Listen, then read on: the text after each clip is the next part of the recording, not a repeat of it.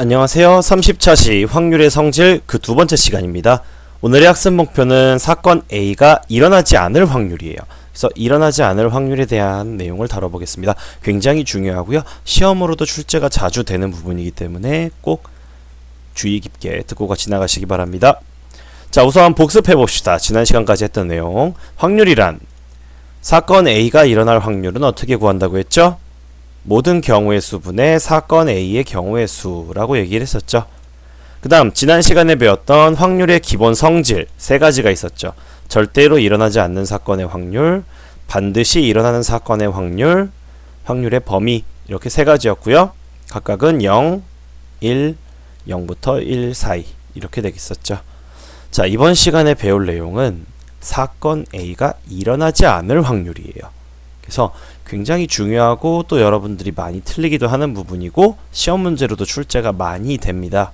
자, 그래서 봅시다. 생각해보기.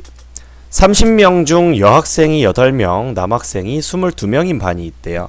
자, 여기서 임의로 한 명을 뽑을 때 다음 질문에 답해봅시다. 그래서 몇 명 뽑는데요, 지금? 한 명 뽑는데요. 그리고 임의로. 자, 봅시다. 뽑힌 학생이 여학생일 확률을 구해보래요. 어렵지 않을 것 같네요. 네, 쉽죠. 한 명 뽑을 거죠. 자, 여기서 임의로 한 명을 뽑을 때 일어날 수 있는 모든 경우의 수는 네, 30가지. 자, 그리고 사건. 뽑힌 학생이 여학생일 확률이에요. 한 명을 뽑았는데 여학생일 경우의 수는 8가지가 있죠. 그래서 실제로 계산을 해보면 30분의 8 쉽게 구할 수가 있을 겁니다. 자, 그러면 뽑힌 학생이 이번엔 뭐래요? 여학생이 아니래요. 자, 그러면 우리는 지금 위에서 뭐라고 그랬어요? 뽑힌 학생이 여학생. 지금 이게 사건 A예요. 그런데 여학생이 아닐 경우의 수니까 얘는 네, not A. 그러니까 A가 아닌 경우를 구하는 거죠. 자, A가 아닐 경우 그러면 30명 중에서 여학생이 8명이에요. 그러면 여학생이 아닌 경우는 30명에서 8명을 빼주면 되겠죠. 그래서 22가지가 되겠죠. 자, 그러면 마무리해 봅시다. 뽑힌 학생이 여학생이 아닐 확률이에요. 뭐 쉽죠, 솔직히. 지금 방금 했어요. 여학생이 아닌 경우는 22가지가 있었고요. 모든 경우의 수는 30이니까 30분의 22가 된다는 거는 너무 쉽게 알 수 있어요. 근데 이걸 조금 다르게 얘기를 해볼게요.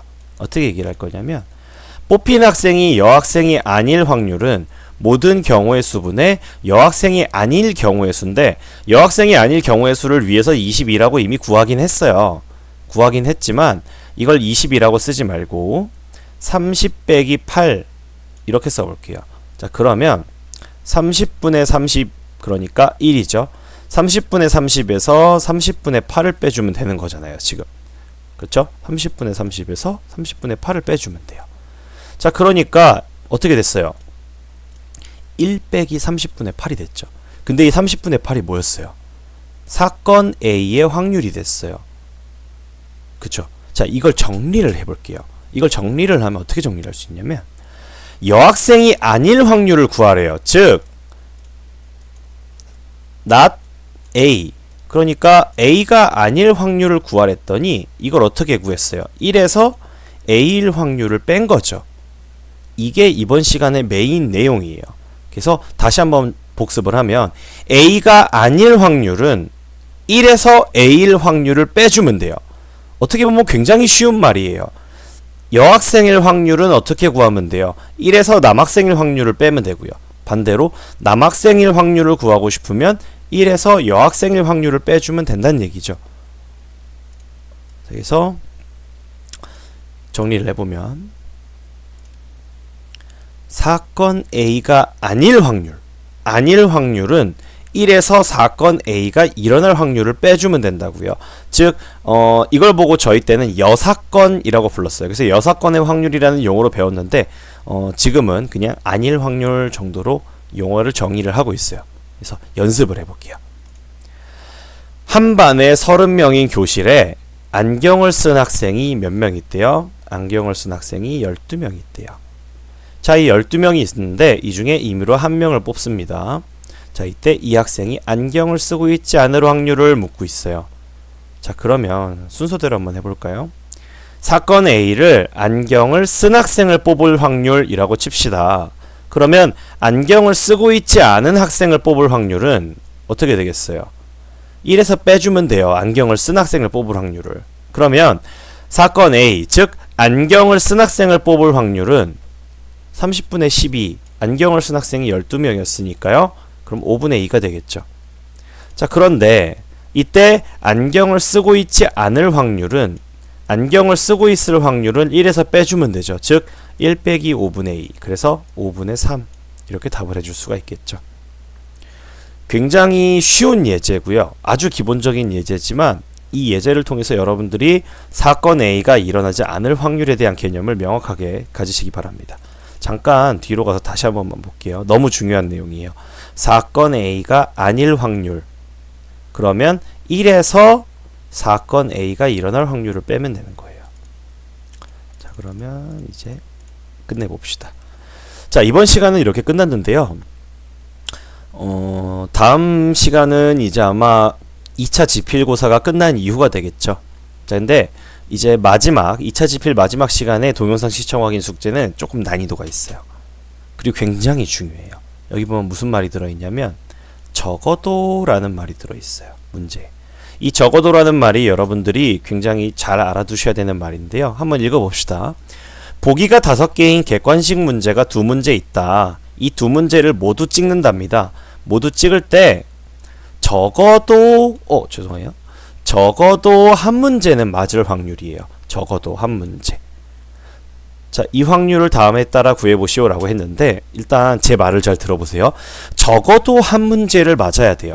그럼 2문제를 다 맞아도 되죠. 한 문제만 맞아도 돼요. 그런데 첫 번째 문제를 맞아도 되고 두 번째 문제를 맞아도 돼요. 그럼 만약에 여러분들이 이거를 적어도 한 문제를 맞을 확률을 하나하나 구한다고 하면 다 맞을 확률도 구해야 되고 한 문제를 맞을 확률도 구해야 되고 또 한 문제는 틀리고 한 문제를 맞을 확률도 되게 복잡해져요. 그런데 이 문제를 쉽게 풀 수가 있어요. 어떻게 쉽게 풀 수 있냐면 적어도 한 문제를 맞으면 된다는 얘기는 2문제를 다 맞아도 되고 한 문제를 맞아도 돼요. 근데 이 말을 반대로 하면 모두 틀리지만 않으면 된다는 얘기예요. 즉 모두 틀리지만 않으면 돼. 그러니까 모두 틀리는 사건을 A라고 하면 사건 A가 일어나지 않을 확률을 구하면 되는 거죠.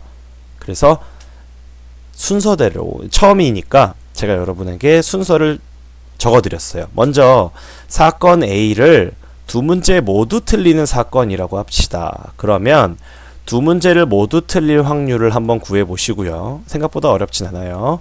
그 다음에 적어도 한 문제를 맞을 확률, 이게 지금 우리가 원하는 확률이죠. 적어도 한 문제를 맞을 확률은 1에서 2문제를 모두 틀릴 확률을 빼면 돼요. 무슨 말이냐면 적어도 한 문제를 맞는다 라는 얘기는 2문제를 모두 틀리지만 않으면 된다 라는 얘기니까요. 그래서 여러분들이 답까지 한번 구해보시고요. 이 문제만 이해하면, 지금 동영상 시청 확인 숙제는 이 문제만 이해하면 이번 시간에 배운 내용은 다 이해했다고 할 수가 있을 겁니다.